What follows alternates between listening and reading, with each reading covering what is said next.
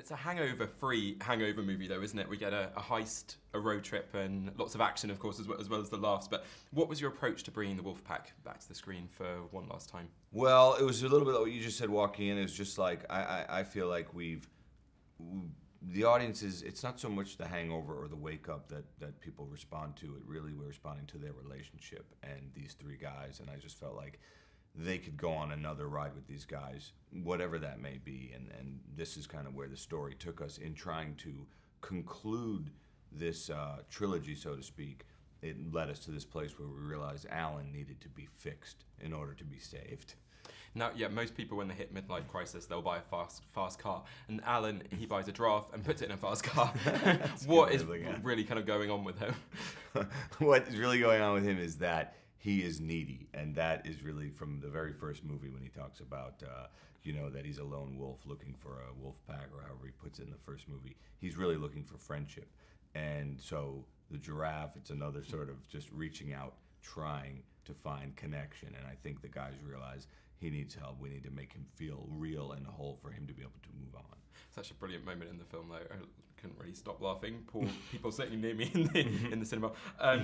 Now, as well as the brilliant returning cast, of course, we also get Melissa McCarthy and John Goodman. And not only are they super talented people, but they seem to just fit into the world of The Hangover so well. Can you tell us a bit about bringing them on and working with them? Well, it was that, exactly what you just said. I mean, Melissa, you know, you don't have to be a casting maven to think, who would I put opposite Zach Galifianakis, you know, whose character, Alan, is so left-footed and so out of step with the world. Well, let's find the sort of female character that is equally left-footed. And you know, we went to Melissa because we knew she could create that the same way Zach created Alan. So that was a no-brainer, as they say. And Goodman, John Goodman, same thing. I like what you just said. Like, they just fit into the world of The Hangover, and he really does. And you know, he's one of the greatest character actors out there. And we approached him like you do in every movie and go, I don't know if you're going to do this. It's only 5 or 8, 7 days, but you know, they're actors and they like to play. So he came down and had a good time with it. And when we think of iconic Vegas movies, I think The Hangover is right up there with Ocean's 11, Fear and Loathing, Casino. How sort of proud are you of that, and you know, why was it important to return to Vegas for this movie? Well, it is a badge of honor to have made a movie that, or in this case, a series of movies that is so closely identified with Sin City. That does make me happy. If you have to make a movie closely associated with any city, that would be that's a good one. So yes, like Woody Allen's Manhattan, The Hangover, there you go, is to Vegas. But what was the thing? Oh, and for us to go back there, it really just felt like a logical conclusion to kind of bring it back to where it all began.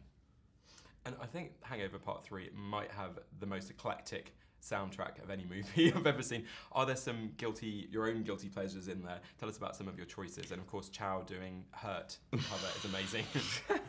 Well, Chow is, Chow does a great rendition of Trent Reznor's Hurt that we just chose because lyrically it just matched the sort of emptiness that I feel like Chow feels and projects in these movies.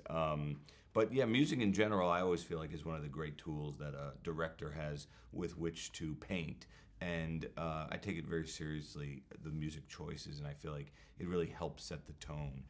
There's Kanye West in each one of the Hangover movies because I just happen to love him and love his vibe, and again, tonally what it does for the movie. And there's also Danzig's song in each of the 3 movies, and again, it's that voice and what his vibe does that kind of establishes a tone.